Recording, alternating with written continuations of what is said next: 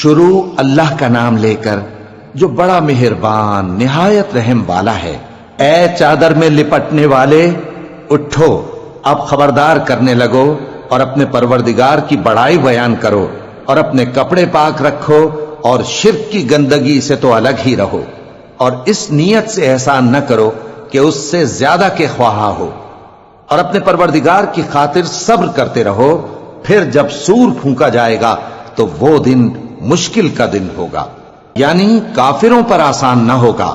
مجھے اس شخص سے سمجھ لینے دو جس کو میں نے اکیلا پیدا کیا، اور میں نے اس کو بہت سا مال دیا اور ہر وقت حاضر رہنے والے بیٹے دیے، اور اس کو ہر طرح کے سامان میں وسعت دی، پھر بھی لالچ رکھتا ہے کہ میں اسے اور زیادہ دوں۔ ایسا ہرگز نہیں ہوگا، یہ ہماری آیتوں کا بڑا مخالف رہا ہے۔ میں اسے ایک بڑی چڑھائی چڑھاؤں گا۔ اس نے غور و فکر کیا اور ایک بات ٹھہرا لی، یہ مارا جائے، اس نے کیسی تجویز کی، پھر یہ مارا جائے، اس نے یہ کیسی تجویز کی۔ پھر اس نے نگاہ کی، پھر تیوری چڑھائی اور منہ بگاڑا، پھر پیٹ پھیر کر چلا اور تکبر کیا۔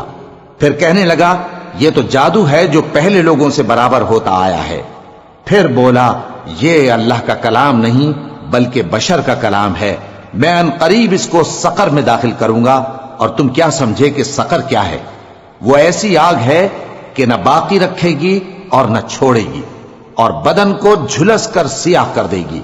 اس پر 19 داروغہ ہیں، اور ہم نے دوزخ کے داروغہ فرشتے ہی بنائے ہیں، اور ان کا شمار کافروں کی آزمائش کے لیے مقرر کیا ہے، اس لیے کہ اہل کتاب یقین کریں اور مومنوں کا ایمان اور زیادہ ہو، اور اہل کتاب اور مومن شک نہ لائیں، اور اس لیے کہ جن لوگوں کے دلوں میں نفاق کا روگ ہے اور جو کافر ہیں کہیں کہ اس مثال کے بیان کرنے سے اللہ کا مقصود کیا ہے۔ اسی طرح اللہ جس کو چاہتا ہے گمراہ رہنے دیتا ہے اور جس کو چاہتا ہے ہدایت دیتا ہے، اور تمہارے پروردگار کے لشکروں کو اس کے سوا کوئی نہیں جانتا، اور یہ قرآن تو بنی آدم کے لیے نصیحت ہے۔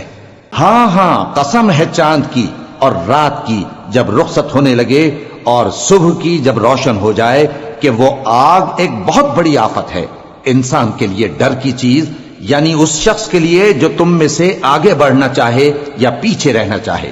ہر شخص اپنے کرتوتوں کے باعث گرفتار ہوگا، مگر داہنی طرف والے نیک لوگ جنتوں میں ہوں گے اور پوچھتے ہوں گے، یعنی آگ میں جلنے والے گناہگاروں سے، کہ تم دوزخ میں کیوں پڑے؟ وہ جواب دیں گے کہ ہم نمازیوں میں شامل نہ ہوئے، اور نہ ہم فقیروں کو کھانا کھلاتے تھے، اور ہم بحث کرنے والوں کے ساتھ مل کر بحث کرتے تھے، اور روز جزا کو جھٹلاتے تھے، یہاں تک کہ ہمیں موت آ گئی۔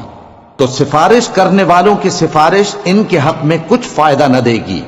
ان کو کیا ہوا ہے کہ نصیحت سے روگرداں ہو رہے ہیں، گویا گدھے ہیں کہ بدک جاتے ہیں جو شیر سے ڈر کر بھاگ جاتے ہیں۔ اصل یہ ہے کہ ان میں سے ہر شخص یہ چاہتا ہے کہ اس کے پاس کھلی ہوئی کتاب آئے، ایسا ہرگز نہیں ہوگا۔ حقیقت یہ ہے کہ ان کو آخرت کا خوف ہی نہیں۔ کچھ شک نہیں کہ یہ قرآن نصیحت ہے، تو جو چاہے اسے یاد رکھے، اور یاد بھی تبھی رکھیں گے جب اللہ چاہے۔ وہی اس لائق ہے کہ اس سے ڈرا جائے، اور وہی معاف کرنے والا ہے۔